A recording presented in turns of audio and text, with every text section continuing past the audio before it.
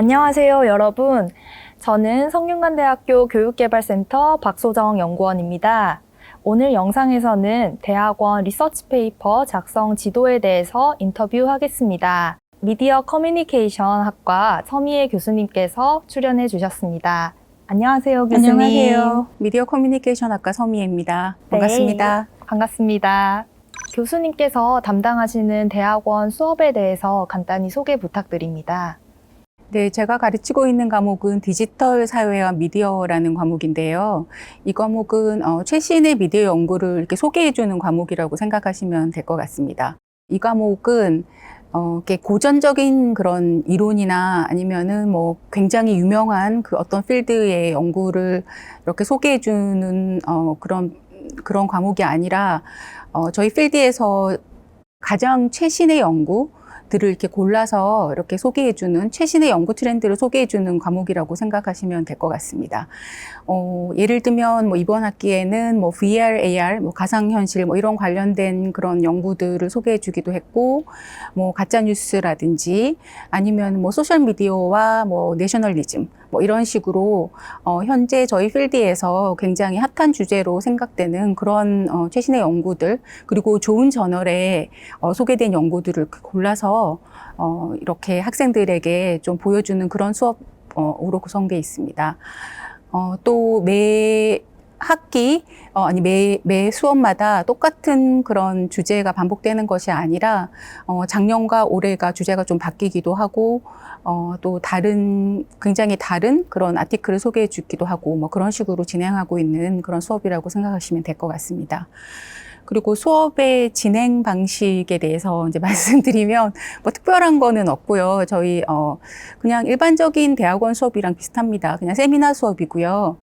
학기 초에 제가 이제 한 학기 동안 다룰 이런 주제들 이렇게 리스트를 학생들한테 보여주고, 첫 번째나 두 번째 주에 학생들이 자기들이 관심이 있는 주제를 몇 가지를 고릅니다. 그리고 그 각 주제에 맞춰서 각 주의 학생들이 이제 토론을 이끄는 디스커션 리더의 역할을 맡게 되고, 디스커션 리더의 경우에는 가장 중요한 할 일은 어떠한 그런 질문을 동료 학생들에게 던질 것인가, 이런 것들을 좀 준비해서 오는 그런 역할이라고 생각하시면 될 것 같습니다. 디스커션 리더를 하지 않는 그런 학생들의 경우에는 뭐 다른 수업과 마찬가지로 위클리 페이퍼, 짧은 그런 감상 페이퍼 같은 것들, 그런 것들을 쓰도록 했습니다.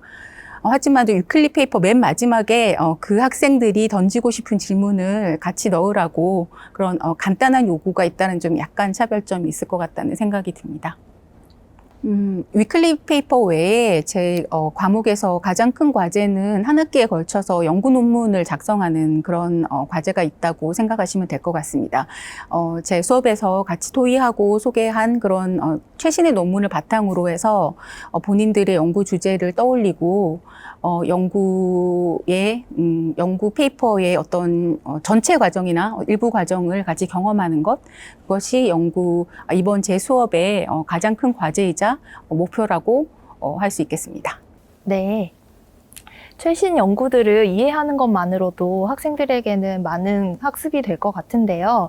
그렇다면 학생들이 한 학기 동안 본인의 논문을 쓰기 위해서는 구체적으로 어떤 과정을 거치게 되나요? 다 아시겠지만 연구 논문이라는 것이 뭐 한 주나 두 주 만에 그런 완성되는 그런 작업이 아니잖아요. 그렇기 때문에 연구 논문을 작성하는 것은 수업 처음부터 한 학기에 걸쳐서 진행되어야 되는 굉장히 긴 작업이라는 것들을 분명히 주지를 시킵니다. 그리고 구체적으로 학생들이 연구 논문을 쓰기 위한 그런 과정들을 약간 단계로 나누어서 이렇게 설명을 하게 되는데요. 한 3주차 정도에 제가 일단 논문을 쓰는 그런, 연구 논문을 쓴다는 것이 어떤 것인가에 대한 약간, 개론? 그런 오버뷰 같은 그런 수업을 한 주를 해주게 됩니다. 올해 같은 경우에는 그 연세대의 김용찬 교수님의 논문 쓰다라는 책이 있는데, 그 책에서 굉장히 많은 도움을 얻었습니다.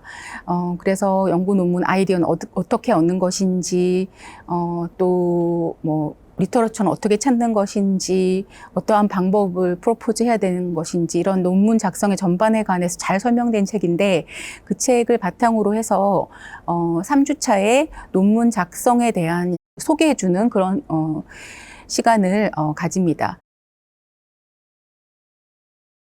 그리고 그 3주차 그 강의의 맨 마지막에 학생들에게 굉장히 짧은 연구 논문의 아이디어를 아주 짧게 써서 제출하라는 과제를 내줍니다.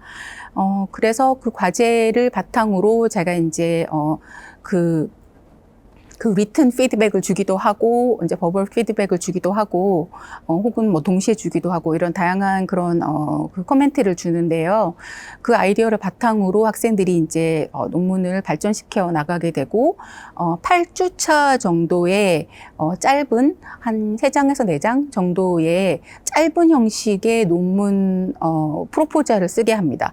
제가 설명을 안 드린 게 있는데, 학생들은 풀 페이퍼를 쓸 수도 있고, 그 결과나 결론이 없는 그런 연구 제안서, 프로포절이라고 부르는 그 옵션 2개 중에서 한 개를 고를 수가 있습니다. 하지만 대부분의 학생들은 연구 제안서 옵션을 고르는 것이 일반적입니다. 그래서 8주차에 그 뭐 풀페이퍼라고 하더라도 이제 프로포절에 해당하는 그런 짧은 한 서너 장 정도의 그런 과제를 제출하게 되고, 그 과제에 대해서 제가 따로 만나서 코멘트를 해주기도 하고, 그다음에 수업 시간에 코멘트는 당연히 해주는 거고요. 그리고 리튼 코멘트를 해주고, 이런 식으로 이제 아이디어를 발전시켜 나가는 게 이제 일반적입니다. 네, 학생들이 본인이 관심이 있는 미디어 부분의 연구를 읽어보고 논문의 주제를 정해서 연구 제안서를 쓴다고 하였는데요. 학생들이 논문을 작성하는 과정에서 가장 어려워하는 부분은 무엇인가요? 학생들이 논문을 작성하면서 어려워하는 부분들은 많죠. 저도 제 대학원 때를 떠올리면 굉장히 많은 부분들이 어려웠을 것 같은데, 모든 학생들이 똑같은 문제로 어려움을 겪는 건 아닌 것 같습니다. 굉장히 학생들마다 어떻게 보면 굉장히 다양한 그런 종류의 그런 어려움을 가지고 이제 이렇게 연구 논문을 이렇게 써가는 그 고통스러운 과정을 이렇게 경험하게 되는데요. 이제 어떤 학생의 경우에는 정말 아무 생각이 없는 경우가 있어요. 그러니까 연구 논문의 주제를 정하고 이제 문제를 던져라고 그러는데 진짜 어떻게 해야 할 바를 모르는 그런 학생들도 있고요. 어떤 학생들 같은 경우는 논문을 좀 너무 지나치게 기계적으로 접근한다고 해야 되나?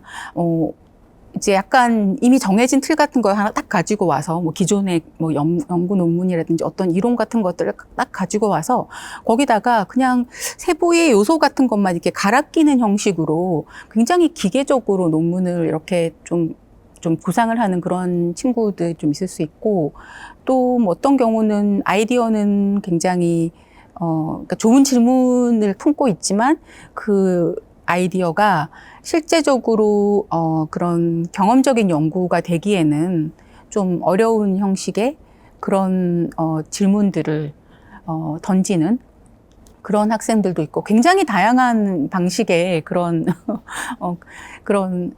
굉장히 어떻게 보면 개별적인 그런 어려움들을 학생들이 경험하고 있는 것 같습니다. 네, 학생들마다 다 다른 어려움을 갖고 있는 것 같은데요. 교수님은 각 부류의 학생들에게 어떤 피드백을 제공하시나요? 먼저 어떤 연구를 해야 되는지 정말 아무런 감이 없다. 어떻게 하면 좋아요? 뭐 이런 종류의 학생들에게는 사실상 해줄 수 있는 말이 먼저 많이 읽으라고 하는 수밖에 없을 것 같아요. 그래서 제가 수업 시간에 소개했던 논문이나 혹은 꼭 소개했던 논문이 아니더라도 그런 그 학술지에 그런 게재되고 발표된 그런 논문들을 좀 이렇게 몇 호를 이렇게 꾸준히 읽어보면서 그 중에서 이거 진짜 재밌는데 이런 느낌이 드는 그런 그런 논문이 있다라면 그런 논문하고 비슷한 그런 질문들을 던지는 그런 연습을 하도록, 똑같은 질문을 하라는 뜻은 아니고 당연히, 그런데 그런 식의 질문을 던지는 그런 방향으로 이렇게 지도를 하는 경우가 많고, 두 번째, 굉장히 기계적으로 논문을 접근하는 학생들이, 그런 경우에는 사실상 이렇게 질문을 많이 던지게 됩니다. 그러면 네 연구의 그런 기여점이란 무엇인가? 도대체 그 연구를 왜 해야 되니? 뭐 이런 이런 질문을 하게 됩니다. 뭐 이제 기계적인 것 같은 예를 들어보자면 예전에 많은 연구들이 뭐 소셜미디어가 정신건강에 어떤 영향을 미치는가 뭐 이런 연구들은 굉장히 많이 되어 왔는데 예전에 연구들이 상당 부분 뭐 이렇게 페이스북 이용과 뭐 이런 영향에 관해서 이제 포커스를 맞췄는데, 저는 이번에 인스타그램을 가지고 연구를 하겠습니다. 근데 다 똑같아요. 똑같은데 소셜미디어 플랫폼만 바꾼 식으로. 그러면 최소한 그 페이스북과 그 인스타그램의 그 플랫폼의 어떤 구체적인 차이 때문에 정신건강에 좀 다른 종류의 영향을 미칠 수밖에 없는 그런 이유들을 좀 설명을 해준다면은 그것도 굉장히 좋은 연구가 될 수 있지만, 그런 설명이 아무것도 없이 그냥 기존에 거기에다가 페이스북 유저 대신에 인스타그램 유저를 그냥 바깥 끼워 넣는 식으로 한다라든지, 뭐 중국과 한국의 미디어의 차이가 있는지 살펴보겠습니다. 당연히 차이가 있겠죠, 그렇죠? 이런 식으로 이렇게 되게 기계적으로 하는 학생들 같은 경우는 계속해서 질문을 던집니다. 그게 무엇을 의미하는가? 그것이 왜 중요한가? 그런 연구를 도대체 우리가 왜 해야 되는가? 그런 계속해서 질문을 던져서 약간 스스로 깨닫게 하는 수밖에 없다는 그런 결론에 이르렀습니다. 어떻게 보면 이 친구들이 약간 좀 이렇게 설득하고 하기가 좀 어려운 까다로운 종류의 학생일 수도 있겠다는 생각이 들어요. 왜냐하면 이런 두 번째의 경우의 학생들의 경우는 사실상 논문을 뭐 간단한 방식으로라도 이렇게 써본 경험이 있는 학생이거나 아니면 연구 논문에 대해서 스스로 생각할 때 좀 꽤 많이 알고 있다라고 생각하는 학생들의 경우가 많거든요. 그래서 그 학생들이 가지고 있는 어떤 생각, 그런 것들을 깨는 게 굉장히 힘든데, 이제 질문으로서 주로 그 학생들이 가지고 있는 어떤 그런 고정관념? 그런 것들을 좀 깨려고 하는 스타일입니다. 세 번째, 뭔가 진짜 진정성이 이렇게 막 넘치는 막 질문을 막 던지지만, 실제적으로 그걸 어떻게 연구할래? 그러면은 정말 이렇게 어떻게 봐도 각이 안 나오는 그런 질문을 던지는 학생들이 있거든요. 근데 그런 학생들의 경우에는 이제 우선 아이디어는 칭찬을 해주고, 하지만 그게 왜 경험적 연구로 하기 힘든가를 설명을 해주고, 이제 그것도 아마 질문의 형식이 많긴 합니다. 그럼 그거는 어떻게 측정할래? 이게 여기에다 영향을 미친다는 어떤 식으로 보여주겠어요? 이런 식으로 이제 질문을 많이 해서, 약간, 내가 가지고 있는 질문이 되게 중요한 그런, 질문이긴 하지만, 그것이 실제 연구의 레벨로 내려오기 위해서는 굉장히, 큰 질문을 여러 단계로 나눠야 될 수도 있고, 좀 추상적인 질문들 좀 더 구체적인 단계로 바꾸어서 약간 바꾸는 그런 변형의 과정이 필요하다는 것들을 좀 이해시키려고 노력하는 그런 방식으로 하게 됩니다. 논문을 쓰는 학생도 힘드시지만 이렇게 다양한 문제를 갖고 있는 학생들을 지도하시는 교수님도 되게 고된 작업이라고 생각이 드는데요. 이렇게 한 학기 동안 논문 지도를 받은 학생 중에 혹시 성취의 사례가 있나요? 원래 굉장히 야망에 찬 목적은 제 수업을 듣고 이제 풀페이퍼, 정말 퍼블리시 할 수 있는 풀페이퍼를 쓰도록 이렇게 좀 가이드를 해주겠다라는 것이었는데, 실제적으로 제가 살펴보니 제 수업을 듣는 학생들이 굉장히 다양한 그런 레벨에서 준비 상태를 가지고 제 수업을 듣게 되고, 그러다 보니 대부분의 학생들은 풀페이퍼를 쓰지를 않습니다. 아까 말씀드린 것처럼 연구 계획서를 제출하는 것으로 이제 보통 한 학기를 마치게 되는데, 그래서 이제 제 수업에서 냈던 페이퍼를 가지고 뭐 어떤 저널에 바로 퍼블리시를 하거나 그런 경우는 사실상 아직은 없었던 것 같습니다. 하지만 수업 시간에 했던 그런 연구 과제의 아이디어를 발전시켜서 박사 논문으로 발전시킨 학생들은 있었습니다. 뭐 예를 들자면은 소셜 미디어하고 셀러브리티에 관한 그런 주제를 이렇게 소개한 그런 어떤 한 해가 있었는데, 그 주제에 이제 꽂히셔가지고 거기에 대해서 이제 박사 논문으로 발전시킨 그런 경우도 있었고요. 또 다른 뭐 예로는 다른 학과의 학생이 이제 미디어 리터러시에 관련돼서 이제 논문을, 박사 논문을 쓰고 싶다. 그래서 이제 제가 뭐 허가를 해줘서 수업을 들은 학생이 있는데, 수업에서 이렇게 발표하고 그 과제로 냈던 것이 그것을 바탕으로 그 박사 논문의 한 챕터를 쓰게 됐다. 뭐 이런 말을 한 경우도 있었습니다. 마지막으로 연구 논문 지도에 대한 교수님의 향후 계획에 대해서 간단히 말씀 부탁드립니다. 네, 제가 여기서 그 연구 논문 지도에 관해서 지금 인터뷰를 하고 있긴 하지만 사실상, 매번 연구 논문 지도를 할 때마다, 지금 제가 하고 있는 방식이 맞는지 아닌지에 대해서 굉장히 많은 의문과 그런 질문들을 스스로 던지게 되는 그런 과정인 것 같아요.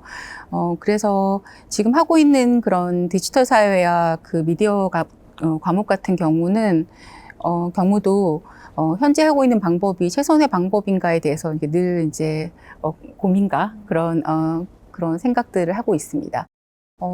다행히 다음 학기가 제가 연구학기예요. 그래서 연구학기 동안 제가 해야 될 그런 몇 가지 일 중에서 사실은 가장 위에 있는 리스트의 가장 위에 있는 그런 항목 중에 하나가 제가 이렇게 대학원 수업을 조금 더 잘 발전시킬 수 있는 방안을 좀 생각하는 거거든요. 그래서 아직까지는 구체적으로 어떤 식으로 발전시킬 것인가에 대해서 질문을 한다면 답을 드릴 수는 없지만 관련해서 고민을 하는 시간을 가질 것이고, 제가 인터뷰에서 말했던 모든 내용들이 아마 당연히 정답은 아닐 거고요. 이런 그런 그 경험을 나누는 것이 그런 비슷한 그런 고민을 하고 있는 교수님들과 나만 그런 생각을 하고 있는 게 아니구나라는 그런 좀 안도감 그런 거를 주는 그런 기회였으면 합니다. 네, 오늘 서미애 교수님과 함께 리서치 페이퍼 작성 지도에 대해서 알아보았습니다. 한 학기 동안 미디어의 최신 연구들을 학생들과 함께 읽으면서 학습하고 또 학생 개개인은 본인의 연구 논문을 작성하는 시간을 통해서 많은 공부를 할 수 있겠다라는 생각이 들었습니다. 네, 교수님 오늘 인터뷰에 참여해 주셔서 감사합니다. 감사합니다.